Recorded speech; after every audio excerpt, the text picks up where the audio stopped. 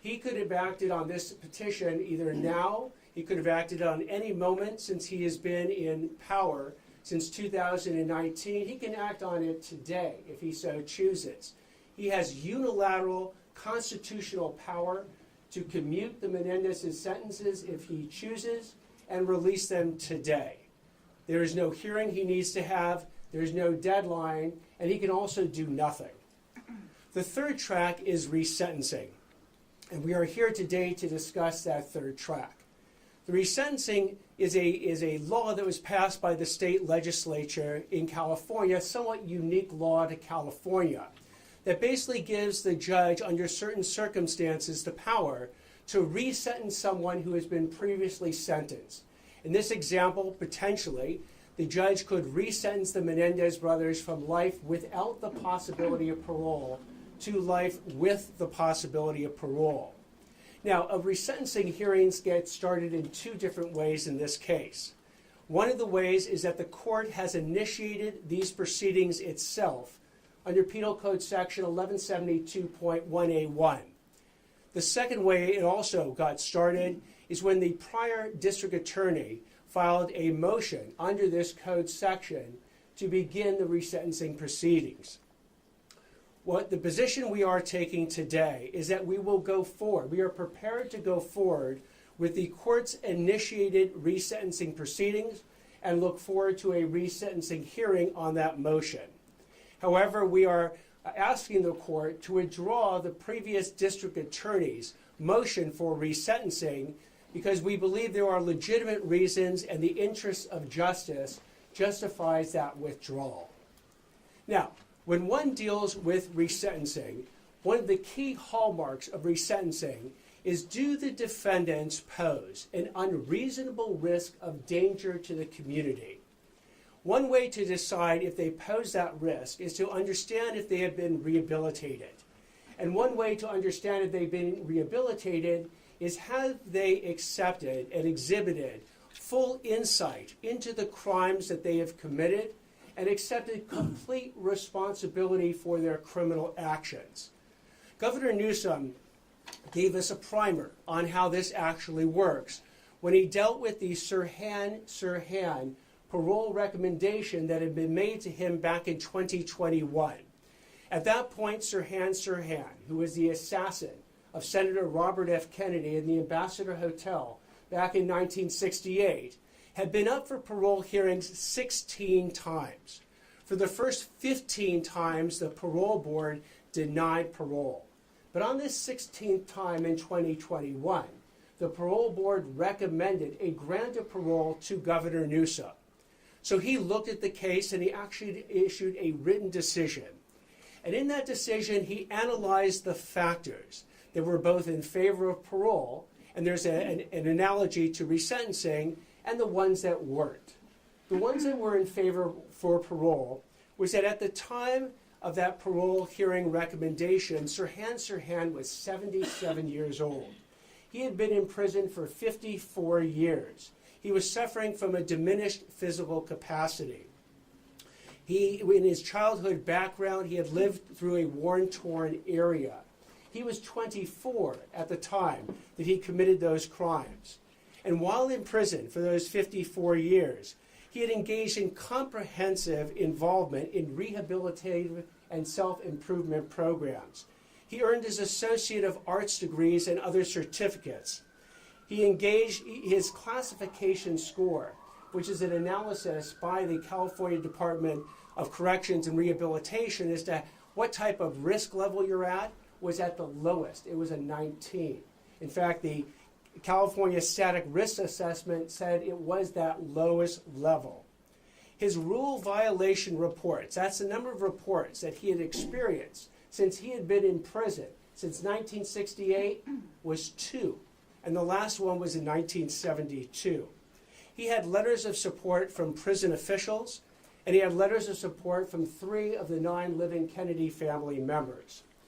Yet the governor looked at all those positive factors, recommending parole for Sirhan.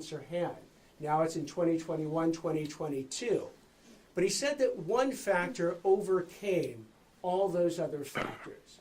And that one factor is that Sirhan Sirhan had not demonstrated full insight into his crimes. He had not completely accepted responsibility for his actions based on his multiple stories of what had occurred that night in 1968. So notwithstanding the fact that he did not, he had all these positive aspects, and he had the parole board recommending a grant of parole, in January 12, 2022, the governor wrote that Sirhan Sirhan poses an unreasonable risk of danger to the community and denied that parole.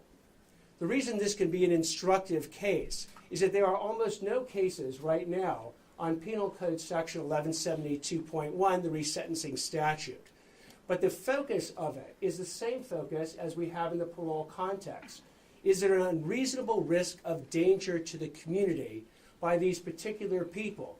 In Sirhan Sirhan, he was a murderer of Senator Robert F. Kennedy, and he shot 5 additional people that night. And here we have the Menendez brothers, who are murderers of their parents the night of August 20th, 1989. While Sirhan Sirhan is 77 at the time that Governor Newsom made his decision, right now the Menendezes are either 57-year-old for Lyle Menendez or 54-year-old for Eric Menendez. They've served 35 years in prison. Sirhan Sirhan served 54 years. They don't suffer from the diminished physical capacity that Sirhan Sirhan does. They had also childhood allegations of physical, sexual, and emotional abuse in their childhood, while Sirhan Sirhan had never been arrested or charged or convicted of any crimes before his offense. Eric Menendez had been arrested for multiple residential burglaries and received diversion, and Lyle Menendez had also been arrested for multiple residential burglaries. When it comes to rehabilitative programs, yes, both Sirhan Sirhan engaged over the 54 years in significant programs, as have the Menendezes. When it comes to education that they earned, Sirhan Sirhan earned an Associate of Arts degree. Eric Menendez has earned multiple Associate of Art degrees and is currently enrolled in UC Irvine. And Lyle Menendez earned his Bachelor of Arts degree from UC Irvine. As far as classification scores, they're all at the same level, a 19, which is considered the lowest level you can be at in the prison system. With respect to that California static risk assessment, they're all at the lowest level. Rules violations, you had 2 for Sirhan Sirhan, the last one in 1972. You have 9 for Eric Menendez, the last in 2021, and 8 for Lyle Menendez, the last in 2024. They each have letters of support from prison officials, and the Menendezes have multiple letters from all living victim family members aside from one who recently passed. And they received those letters in support of their being released. With respect to them, the key issue of exhibiting insight, full insight into their crimes, and completely accepting responsibility for their actions, this is where the Menendezes, like Sirhan Sirhan, also fall short. As we lay out in our pleading, which is now 87 pages long, we go through a 60-page statement of facts, which is different, by the way, than the 3 pages that the prior motion had laid out as far as the crimes that are involved. And as we show, the essence of the defense that the Menendezes have maintained from the first trial into the second trial to the present day is that they acted in self-defense. They had an actual fear of imminent harm, in essence, that their parents were going to kill them the night of August 20th, 1989. As we show extensively, and just to make this point, that this case is not, or their defense was not about sexual abuse, because I know that issue has come up many times, but about self-defense. I take you to both Eric, Lyle's, and their own attorneys' statements. At trial, Eric testified And he was asked, did you kill your father because he sexually molested you? Answer, no.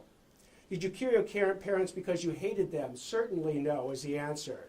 Did you kill your parents because you wanted their money? Answer, no. Did you kill your parents as an act of mercy? Answer, no. Why, Mr. Menendez, did you kill your mother and your father? Because we were afraid. What is it you were afraid of? I was afraid of dying. Who were you afraid was going to kill you? My mom and my dad. Lyle Menendez similarly testified as well.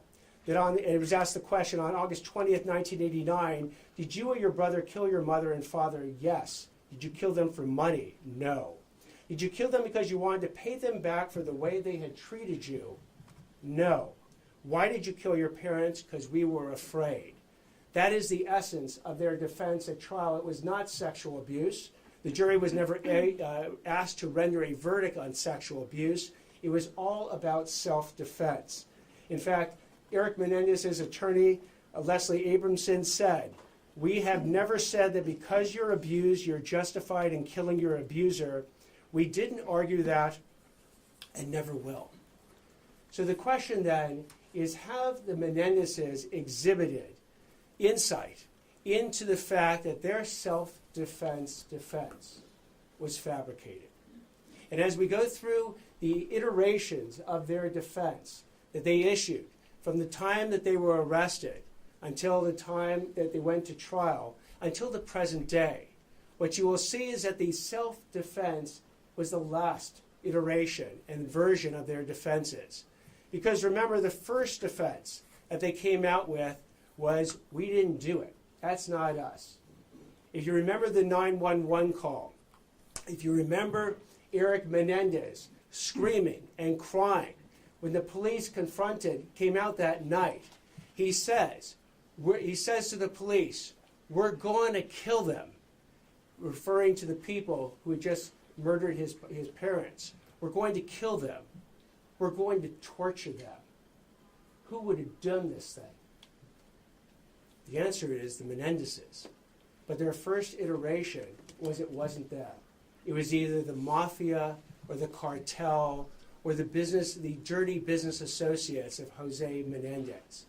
They persisted in this lie not just the night of August 20th, but kept that lie going for months and months and months. And had Eric not confessed to his therapist, Dr. Oziel, months later, and that confession been taped, and that confession's tape been turned over to the police, they would have maintained it wasn't us. They convinced not just the media, not just the police, but their family and their friends that they were 100% innocent of these crimes. Until eventually these tapes came out, they were arrested, then they changed to the next iterations. Because the next iteration of the story was when Lyle Menendez gets his girlfriend, Jamie Pisarek, to visit him at prison and says, I want you to testify that my father drugged you and violently raped you, establishing that Jose Menendez was a violent rapist. Jamie Pisarek refused to do that. So the next iteration of the story was that Lyle Menendez asked Jamie Pisarek and said to her, well, Eric Menendez was raped by my father, but I was raped by my mother. That's a story that was then repeated to Eric and Lyle Menendez's uncle, Carlos Parole, that Eric Menendez was molested by the father, but Lyle Menendez was molested by the mother. That iteration didn't go forward. The next iteration that ultimately came out at trial, and just before trial, was that both boys were molested by the father. But as you heard a moment ago, that wasn't a defense to the charges of first-degree murder with special circumstances.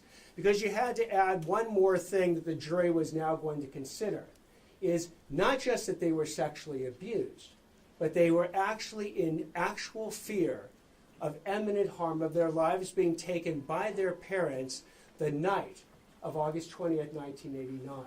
So self-defense is the defense that they set forward at the trial. But what we show in our pleading is we go through the timeline to show that the Menendezes have basically engaged in not just the ultimate lie of self-defense, but a whole series of lies around it. And they took actions that were both premeditated and deliberate, not just sort of immediate responses to their parents somehow threatening them the night of August 20th. We point out that days before the murders on August 20th, on August 18th, the Menendezes drove 120 miles to San Diego to purchase shotguns and ammunition and used a fake ID and a fake San Diego address to make sure that the guns and the ammunition would not be connected to them. The day before the killings, August 19th, they go to a firing range and they find out that the birdshot ammunition that they had bought isn't good enough to kill someone. They're told you need buckshot ammunition in order to actually kill someone, and they buy it that day. Hours before these killings, at roughly 10:20 p.m. on the night of August 20th, Lyle Menendez contacts one of his friends, Perry Berman, to set up the alibi. And the alibi was that they were going to go to Batman the movie at the 8 o'clock showing. And they would be at that movie when the killings would have occurred, and then meet Perry Berman at the Taste of LA event afterwards. They set this up before the killings. Now, during these killings, as we've explained before, these weren't just a situation where all of a sudden the parents threatened their lives, they reached for something and shot them dead. No. These killings, the actual shots, were designed to make it look like a mafia gangland hit. They shot Jose Menendez through the back of his head. They shot Kitty Menendez not only once, which then caused her to go down to the ground, bleeding, but when they ran out of ammunition, they went back to the car, reloaded the shotgun. Then Lyle Menendez took the shotgun, put it up to Kitty Menendez's face, and pulled the trigger. Again, to make it look like a gangland shooting, but that was not enough. They then, while they were dead, shot them in the kneecaps to make it to complete the picture of what a gangland shooting would be. And at that point, they also had the presence of mind to pick up all the shotgun shells that were lying in the den, because they were worried their fingerprints might be in them. They then called Perry Berman to establish the alibi and went to the movie theater to buy the tickets, only to find out they couldn't buy the 8 o'clock showing because the next showing had already occurred. And Perry Berman had already moved on to a different event, so they couldn't meet up with him. So they took all those shotgun shells, they took the bloody clothing, they go to a gas station dumpster, and they dump it in the dumpster. But now they got the shotguns, what to do with them? They had the presence of mind to drive up to Mulholland Drive and throw the shotguns off the hill on Mulholland Drive. They then went back to the house. When they get back to the house, that's when they made the 911 call that someone killed our parents. And then when the police arrived, that's when they said, as I said before, when Eric and Lyle are running out screaming and crying, and Eric says, "I'm going to kill them, I'm going to torture them." Who would do this? Knowing, of course, that it was him and Lyle who had done that exact crime a little more than about an hour and a half beforehand. So you had a situation then where thereafter they engage in this deception, the mafia hoax, the lies to their friends, their family, the media, and the police. And what's interesting as well is the actions they take immediately afterwards.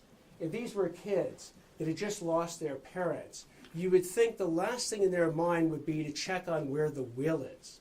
But sure enough, within 48 hours, they go ahead and obtain the computer that they believed a new will had been written on, disinheriting them, bring in a computer expert to delete and then double delete all the files dealing with Eric, Lyle, or Will that are on the computer. Go ahead and remove the safe from the family home into a neighbor's home to look at the safe only to determine there was no will in that. And then even go to the bank safe deposit box to go ahead and see if Jose Menendez had put the new will there, disinheriting his sons as he told them he was going to do. So the story, again, keeps going on, and today, and Lyle Menendez, at least from the beginning, fully expected for them never to go to prison, because they had successfully convinced everyone that they didn't do it, until they spoke to Dr. Oziel. And Eric, feeling the pangs of guilt, feeling even suicidal, talked to Dr. Oziel, and basically told Dr. Oziel that they had done it. When asked about why they killed their father, they didn't mention self-defense. Why they killed their mother that night, they didn't mention self-defense. What they said about the father, what Eric said, is that he was a controlling, dominating force, and that is the reason that he was killed. When he was asked about the mother, he said the mother would be a witness to the crime, so she had to die. That the mother was so miserable because the father had had an affair that we needed to put her out of her misery. That the mother could not live without the father, and if we were going to kill the father, we had to kill the mother. What doesn't happen in any of the taped conversations with Dr. Oziel, and remember, he is being brought on by the attorneys to eventually go ahead and prepare a defense to the murder charge. So what they never tell Dr. Oziel in all the taped confessions is that they were in any fear of their life that their parents were going to kill them that night or any night, and that they experienced sexual abuse by the father. So the story then goes on, because once they get into jail, additional lies come up. I've spoken before about the lies that Lyle tried to tell with Jamie Pizarnik about her being violently raped by Jose Menendez. They also enlist another of Lyle's girlfriends, Tracy Baker, where Lyle literally writes her a script, a letter that is found later, that lays out a story of the mother trying to poison the Menendez brothers and the entire family. Tracy Baker actually testifies to this false story in the first trial, though not in the second. And not only that, but Eric and Lyle Menendez each testify to this fake mom's going to poison us story. What we also find out is that Lyle enlists one of Eric's friends, a guy named Brian Eslamania, to go ahead and corroborate the self-defense story. How is he going to do it? Because the letter that Lyle writes to Brian Eslamania, which is actually found by the police, gives detailed instructions down to the actual word that Brian's supposed to say that the day before these killings, the Menendez brothers came to him to get his handgun in order to establish that they had this fear of their parents, even at 24 hours before, and tried to get a handgun. That is actually disproven. And when it's disproven, again, Brian Eslamina says, look, I didn't have that conversation with the Menendez brothers, and I didn't even have a handgun to give them, even if they said that I did. So you had these situations. The Brian Eslamania attempted suborning perjury. The Jamie Pizarnik attempted suborning a perjury. And the Tracy Baker actual suborning a perjury that the Menendez brothers engaged in to establish the self-defense. But it failed. And the reason we know it failed is that a jury heard all this evidence. And the jury, the second jury, the first jury hung. But the second jury that heard all this evidence rejected the self-defense and found them guilty of first-degree murder for both parents with special circumstances.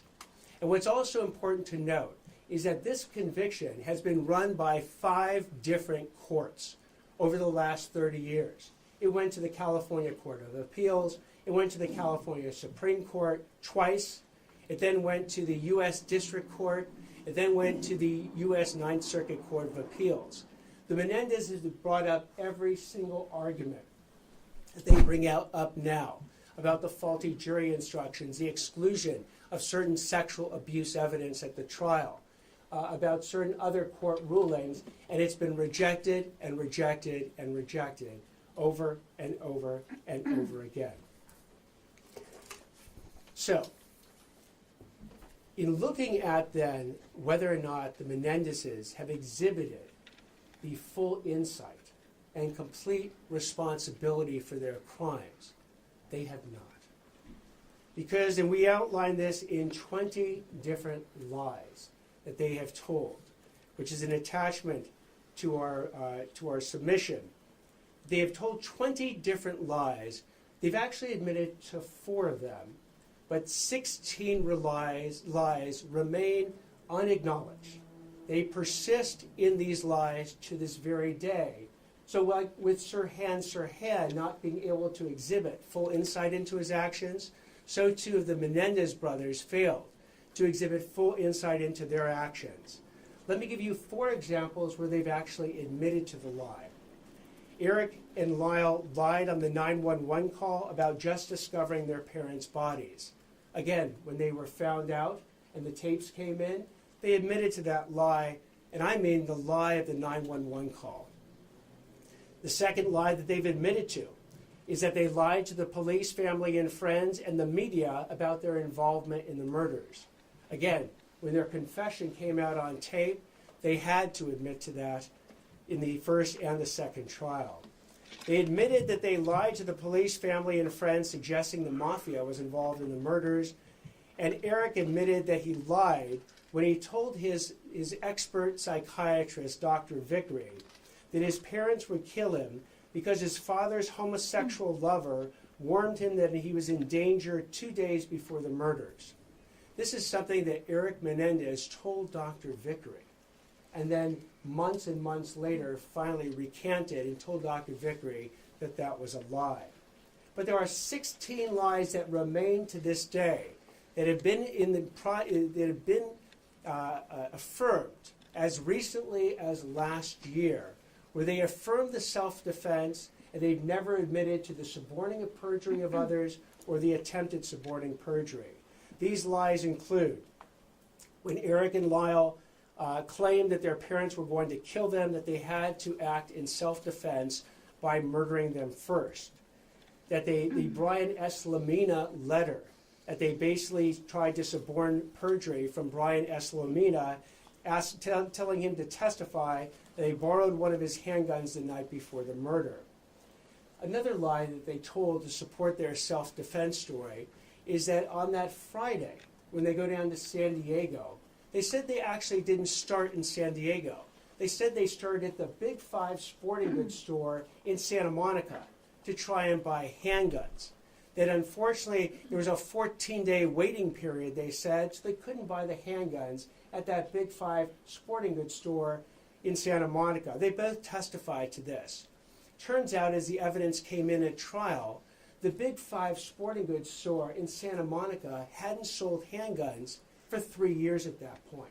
So it was impossible for them to have actually gone and tried to purchase a handgun instead of a shotgun that particular day. They've never admitted that they provided that fake ID and fictitious address to buy those shotguns in San Diego in order to conceal their connections to the shotguns and the ammunition. They just said that they used a fake ID because they had driven all the way down to San Diego and forgot their California driver's licenses. They testified that the day before the murders, they had stayed away from the home all day that Saturday, even though a witness came forward, who was the pool repairman, who said they were playing tennis that day at the house and disrespecting the parents who were in front of them. Again, another lie which they have never acknowledged. They lied when they said they didn't plan that alibi before the murders. They lied when they said they did not ask Perry Berman to come back to their house in order to be a witness on the discovery of the mutilated bodies. They lied when they said that they did not stage the murders to look like a mafia gangland hit. They lied when Lyle said they tried to suborn that perjury from Jamie Pisarcik about his father drugging and violently raping her. They've never admitted that they lied when they testified that their mother was so dangerous and unpredictable that she tried to poison the whole family. And they've never admitted the suborning of perjury from Tracy Baker when they actually got one of Lyle's girlfriends to testify to the fake mother's poisoning the family story at trial. They further lied when they testified that they thought their parents were going to kill them during their Saturday afternoon fishing trip. They lied when they testified that when they burst into the den with their shotguns, that it was too dark to see and their parents were standing up or moving towards them. Expert testimony showed that at all times the parents were seated on the couch when they were shot, or mom was on the ground bleeding to death when Lyle came back and shot her in the face. They lied when they said that they testified that the reason they rushed in on their parents was because of self-defense, and they thought that their parents were going to shoot them first that evening. And they lied when they testified that Dr. Oziel blackmailed them into confessing on tape to murdering their parents. We lay out this series of 16 of the 20 lies that they have never acknowledged, never showed insight into, never completely accepted responsibility for. By the way, what I just described to you was mentioned in a paragraph in the original motion that was filed by the district attorney's office. There was no discussion of exhibiting insight into one's actions or completely accepting responsibility for it in the original motion. So we are basically, in some ways, offering a path to the Menendez brothers. And here's what the pathway looks like. If the Menendez brothers at some point, unequivocally, sincerely, and fully accept complete responsibility for all their criminal actions, acknowledge that the self-defense defense was phony, and their parents weren't going to kill them the night of August 20th when they murdered them in cold blood, acknowledge that they suborned or attempted to suborn perjury in all the various ways I have outlaid. If they go ahead and finally come clean with the court, with the public, with the DA's office, with their own family members, and acknowledge all these lies, and then can be said to have fully and completely accepted responsibility for their actions. In the future, the court can weigh these new insights into making a determination as to whether they now qualify for rehabilitation and resentencing. And the people will do the same. The district attorney's office, if it is presented with these new insights, unequivocal, sincere acknowledgments of all the lies they have told for the past over 30 years, we too, in the district attorney's office, will reconsider whether or not we would want to go forward with a resentencing motion. But for now, while the Menendez brothers persist in telling these lies for the last over 30 years about their self-defense defense, and persist in insisting that they did not suborn any perjury or attempt to suborn perjury, then they do not meet the standards for resentencing. They do not meet the standards for rehabilitation. They have not exhibited the full insights and accepted complete responsibility for their actions. And as a result, just like in the Sirhan case, they pose an unreasonable risk of danger to the community, and the resentencing should not, therefore, be granted. I'm going to stop now. I'll take any questions that anyone has. After I'm done with these questions, Maria Ramirez will address the Spanish-speaking media and provide information at that point. The hearings on March 20th and 21st, there's word that they have been postponed. Is that the case? So those hearings, whether they occur on March 20th or 21st or at some point later, first it's up to the court on what the court ultimately wants to do. The court is receiving our response today. We anticipate the court may keep the March 20th and 21st dates to deal with our response. Again, part of our response is to go forward with the court's initiated motion for resentencing, and part of our response is a request to withdraw the DA's motion in this regard. The court might have the hearing then on that issue, and then if in fact it decides to go forward with the full resentencing, set a hearing in the future. I know that the governor has now ordered the parole board to do the risk assessment. That risk assessment can take up to 90 days. We don't know when it will actually be completed. The court may or may not want to have that risk assessment done before it has the final resentencing hearing. Yeah, can you just clarify, so obviously you've laid out this case, this supply motion will be in the file no matter what, but you cannot pull back Gaston's motion, you're asking the court to pull that away. If they decline in this hearing, the court will then have to weigh both motions equally, how does this play out in that? Effectively, yes. So what will happen is, again, you have, in some ways, double motions going forward. And in looking at the different motions, we have now analyzed the original motion filed by the district attorney's office and saw that in no way, shape, or form did they deal with what we believe to be one of the key issues, this exhibition of full insight and complete responsibility for one's crimes. So we are pulling back or asking the court to withdraw that motion, while we're also indicating to the court that we're prepared to go forward on the court's own motion for resentencing. Considering all the facts that you brought up, do you think there's any chance the Menendez brothers are going to get out of jail in the next few years? Again, we have laid out a pathway for the Menendez brothers to potentially get out of jail. It requires them to finally, after 30-plus years, fully acknowledge and completely accept responsibility for the entire breadth of the crimes and all the lies that they have told, including their defense at trial of self-defense. If they go ahead and do that, and they do it unequivocally, and they do it sincerely, ultimately the judge is the final arbiter of the sincerity and whether or not this is just being done to please someone, or whether or not the Menendezes have fully come to grip with the lies that they have told.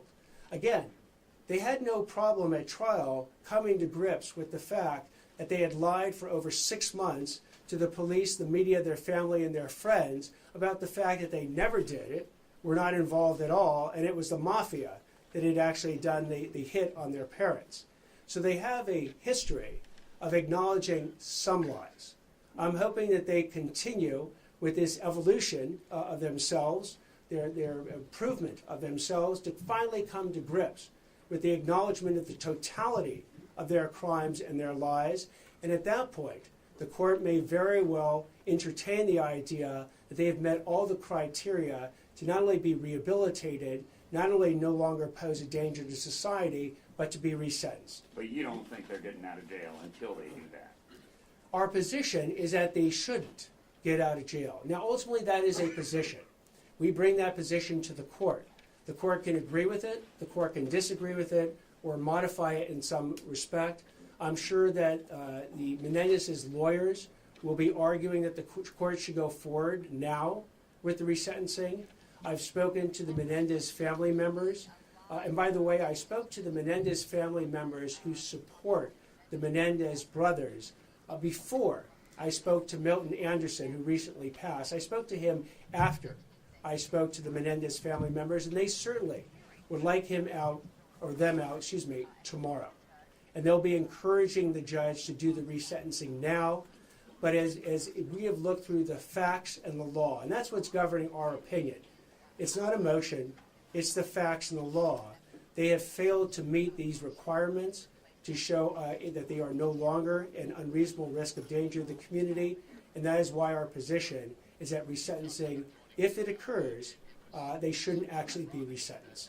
A note on the family. Have you called the family by any chance and notified them of your decision today? We have not actually spoken directly to the family today. We filed this at the earliest possible time we could at 8:30. We're having this press conference at 10. But when I spoke to the family before, it was an over 3-hour meeting with the family members, the over 20 family members that support the Menendezes being released. And we talked about their rehabilitation in prison.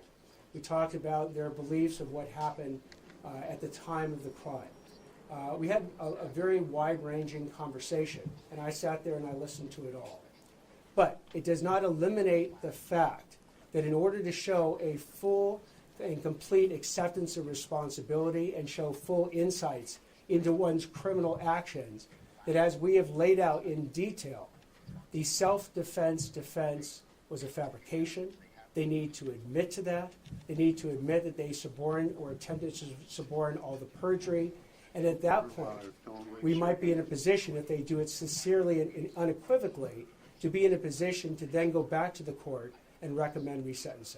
Dean Hoffman, on the note of the family, Right. couple of weeks, what if they do that in the next couple of weeks before the resentencing hearing? They acknowledge everything, and would you find that to be sincere? Would that change your Given that opinion? you talked about all the lies they've said, how would anything that they would tell you, how would you deem that to be sincere after you've gone through this whole litany of lies that you claim they've made? I will address that in the same way that people ultimately were able to believe the Menendezes when they admitted to the first 7 lies, the first 4 lies. Because remember, at that point, you had a situation where the Menendez brothers said, we didn't do it. The mafia did it. But they took the stand repeatedly at trial and said under oath that no, we lied when we said we didn't do it. We lied when we said the mafia is the one who gunned down our parents. And they were able to, again, express under oath that belief, and they did it over and over and over again. So if the Menendezes go ahead and want to, at any point, whether it's today, whether it's weeks from now, months from now, or years from now, finally and unequivocally express that they and acknowledge the lies that they have told and persisted in for over 30 years, then we will certainly evaluate the quality of that sincerity and decide whether or not it's real or fake, whether or not it's just designed to get out of jail, or whether or not they truly believe and acknowledge the full breadth of the crimes and lies they have told in deciding what to do at that point. And as importantly, the court will have to make that decision, and that decision is the court and the courts alone to make. Yeah, the family filed a Marcy's Law complaint. I'm sure you've seen this with a wildly different characterization of the meeting than you've offered in the past. They were actually claiming you were hostile towards them, that there was a bias in essence to the case. I don't know if there's any knowledge of the characterization of the meeting. Can you speak to that description that they made? So it was a 3-hour meeting. And remember, the district attorney is not obligated to meet with any of the family members, not even obligated to necessarily, certainly not obligated to meet in person. I could have taken written communications from any of the family members and actually did receive some written communications, but I sat there for over 3 hours. I didn't tell any of the Menendez family members what to say or what I wanted them to say. I said, whatever you want to say to me, please say it. And I sat there and listened to everyone who wanted to speak to me until they were done speaking. So if they've characterized that meeting in whatever way they're going to characterize it, so be it. I understand that the Menendez family members want, the ones that are supporting this, want the Menendezes out today. They could go to the governor if they wanted to actually achieve that, literally go to the Governor Newsom today, and he could commute their sentences and release them today. I, on the other hand, am bound by the facts and the law as it pertains to an analysis of whether or not resentencing is appropriate. And that is what I've done. You know, again, the jury heard this self-defense defense way back when, and the jury rejected it. We're just basically, in many ways, following the jury's verdict from way back then, while the Menendezes have for over 30 years not only rejected the jury's verdict, but persisted in the lie of self-defense and the related lies I've talked about. In the back, yes. Why still go through with this while it's in the governor's hands? Some could say it makes no sense. Why go through the resentencing? That's actually up to the court. The court can decide to continue a hearing and wait for the governor to weigh in. The court can have and keep the hearing on March 20th and 21st. District attorney is not going to tell the court what to do in this respect. What about yes, over here. What about the issue of the age they were when they committed these crimes and how laws have changed with regard to life without the possibility of parole? A good point. Sirhan was 24 years old, and the law says that youthful offenders are under the age of 26. If you actually look at the governor's decision dealing with Sirhan, he mentioned that he has to give special consideration to the age of a particular person, particularly if they're under 26, that the law requires. And so, too, for resentencing, should the court give such consideration to the age of the offender. Sirhan was 24. Lyle Menendez was 21, Eric Menendez was 18 when they committed their murders. So yes, we need to give that consideration to the age of the offender. And I use the example of Sirhan, where that consideration was given, but yet the failure to exhibit full insight into one's actions and completely accept responsibility for the breadth of one's crimes overcame the parole factors that the governor considered. Going back to what the family had claimed in their letter to the U.S. Attorney's Office, beyond how they framed the meeting, they say in an ongoing way you are biased against the Menendez brothers. How do you respond to those claims? I am not. As I've said, not only am I not biased, but I will file the facts and the law wherever they take us. And in fact, so much so that I've explained in quite long detail exactly where the lack of insight into their criminal actions occurs. I've outlined 16 different lies, 20 lies total, 4 of which they've acknowledged, 16 of which they have not. So I've outlined a pathway in the district attorney's position on how the Menendezes could exhibit these new insights. Now, whether they're sincere, whether they're unequivocal, that's between the Menendezes and mostly the court as to whether or not the court actually believes them. But if that were to occur, then I've said the district attorney's office, if it believed that these new insights were sincere and unequivocal, that we would reconsider whether or not we would go forward on a resentencing motion.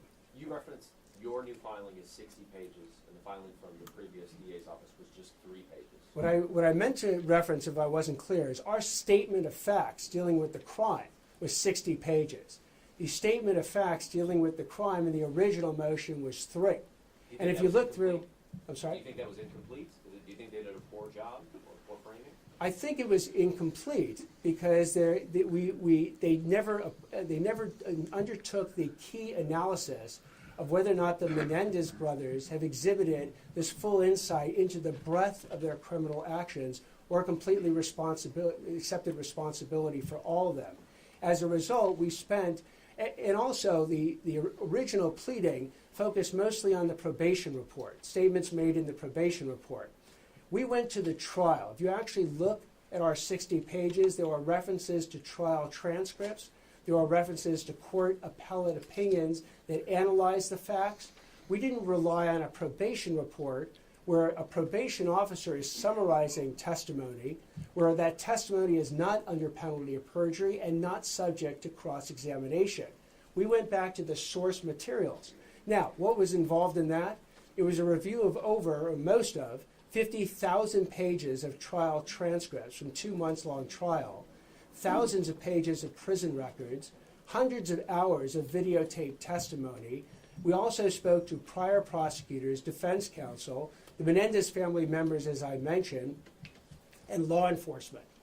So we did as best over the last several months a full debrief and download on the Menendez case to arrive at the position that we've arrived at today. I'll take one more question right here. Who would they have to tell that they accept or take responsibility for those lies or actions? Who would they have to express it to? They can do it in any form. Ultimately, it has to be to the court, because the court will be the arbiter and the judge of whether or not the Menendez brothers have finally exhibited full insight into their crimes and completely accepted responsibility for them. So, however the Menendez brothers want to convey that sincerity and that unequivocal admission that they have lied to everyone for the past 30 years on their key defense of self-defense, suborning perjury, and attempting to suborn perjury, I will leave to the Menendez brothers and their counsel. It has to be during a hearing. It can be at any form. They can do it with declarations. They could do it with videotaped testimony. They could do it at the actual hearing itself. I'm not going to in any way suggest how they do it. They have a very qualified counsel who can advise them how to do it. It's up to them, though, on whether or not they want to do it. All right, I'm gonna stop right now. I will turn it over to Maria Ramirez for any one-on-one interviews. They'll be in the green room. And thank you very, very much for being here today. If they get out, what does that say about the current system?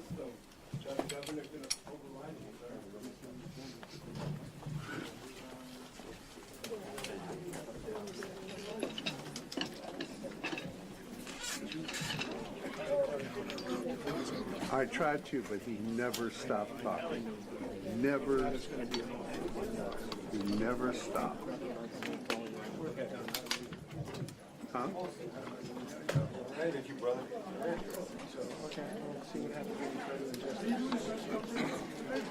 It'll ingest. The problem is,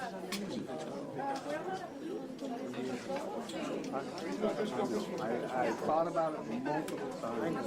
I'm sure you did. It's just there was never an opportunity for me to break it.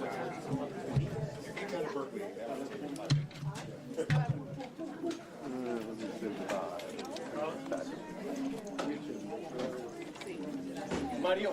This is just an intermission.